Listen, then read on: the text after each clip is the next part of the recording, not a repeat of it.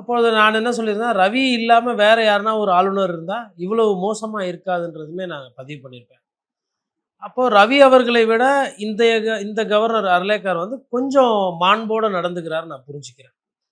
என்ன மாண்போட நடந்துக்கிறார் அப்படின்னா, கவர்னர் உரைன்னு பேர் இருந்தாலும், எந்த கட்சி ஆட்சி அமைக்குதோ, அந்த கட்சி தலைமை இல்ல அந்த கட்சியில என்ன அவங்க கொள்கை, அவங்க திட்டம் என்ன, அவங்க மக்களுக்கு என்ன சொல்ல விரும்புறாங்களோ, அந்த வருஷத்துல அத தான் அந்த வருஷமோ இல்ல ஒரு 5 வருஷத்துக்கோ ஒரு கொள்கையா, அத தான் அவங்க அச்சிட்டு குடுப்பாங்க.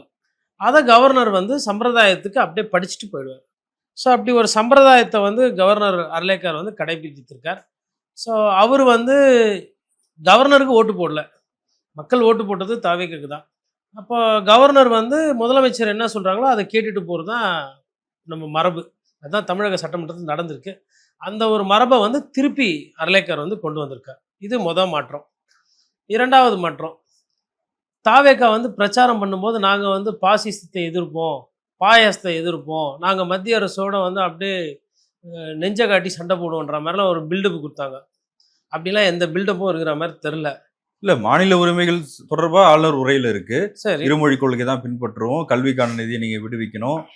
அப்படிலாம் சொல்லியிருக்காங்கல்ல. இல்ல அத வந்து புதுசா எதுவும் சொல்லல. 50 வருஷமா வந்து திமுகவும், அதிமுகவும் அறிஞர் அண்ணா போட்ட வழி குடுத்ததுல, அறிஞர் அண்ணா வழியில இருக்கிறது. இத கட் அண்ட் பேஸ்ட் இது. நாளைக்கு நீங்களே முதலமைச்சர் ஆயிட்டு, நீங்க ஒரு உட்கார்ந்து இருக்கிற அவையில வந்து தம்பி கவர்னர் ஆனா கூட, இதே cut and paste control A, control C, control P போட்டு அறிஞர் பெரியார், அம்பேத்கர் இதெல்லாம் வரும். இது வந்து நீங்க வேணா அந்த கவர்னர் உரைய எடுத்து லாஸ்ட் ஒரு 10 வருஷம், இல்ல ஒரு 10 வருஷம் வேணா விட்டுருங்க. லாஸ்ட் வந்து ஒவ்வொரு ஆட்சி காலத்துல 2, 2 கவர்னர் உரை எடுங்க. ஒரு 10 கவர்னர் உரை எடுத்துக்கங்க. அம்மையார் ஜெயலலிதாவோட கவர்னர் உரை, கலைஞரோட கவர்னர் உரை, அண்ணாது, எம்ஜிஆர்து, ஸ்டாலின் அவர்களது, அதுக்கப்புறம் இப்போ விஜய் அவர்களது. ஒரு 10 கவர்னர் உரை அது மாரி எடுத்து, நீங்க வந்து ஆர்டிஃபிஷியல் ஏஐல குடுத்து, எவ்வளோ வார்த்தை திரும்பி திரும்பி வருதுன்னு போட சொல்லுங்க. 50% வார்த்தை வந்து திரும்பி திரும்பி வந்திருக்கும். ஸோ இது வந்து அந்த மாநிலத்துக்கு உண்டான ஒரு கட்டமைப்பு, மாநிலத்துக்கு உண்டான கலாச்சாரம். அத வந்து பாதுகாக்கும். இப்ப இது எப்படின்னா ஒலிம்பிக் டார்ச் மாரி. இன்னைக்கு உங்க கையில இருக்கும்போது அத நீங்க புடிச்சுட்டு ஓடுவீங்க. நாளைக்கு அது இன்னொருத்தர் கைக்கு போகும். இன்னொரு நாள் இன்னொருத்தர் கைக்கு போகும். அது மாரி. அதனால அத தான் வந்து அவங்க கடைபிடிச்சிருக்காங்களே தவிர்த்து, மத்தபடி அப்படியே சரி இப்போ தமிழ்நாட்டினுடைய மாநில நலன் பாதுகாக்காம நான் கர்நாடகா மாநில நலன் பாதுகாப்பீங்களா? மேகதாதுல? ஏதோ அப்படியே பெரிசா இல்ல அந்த திராவிட கொள்கையில இருந்து அவர் விலகல.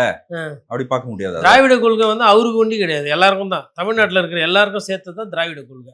நம்ம எல்லாமே திராவிடர்கள், இல்ல தமிழர்கள் எப்படி எடுத்துக்கிட்டாலும் சரி. ரொம்ப பியூரா பார்க்கணும்னா தமிழர்கள்.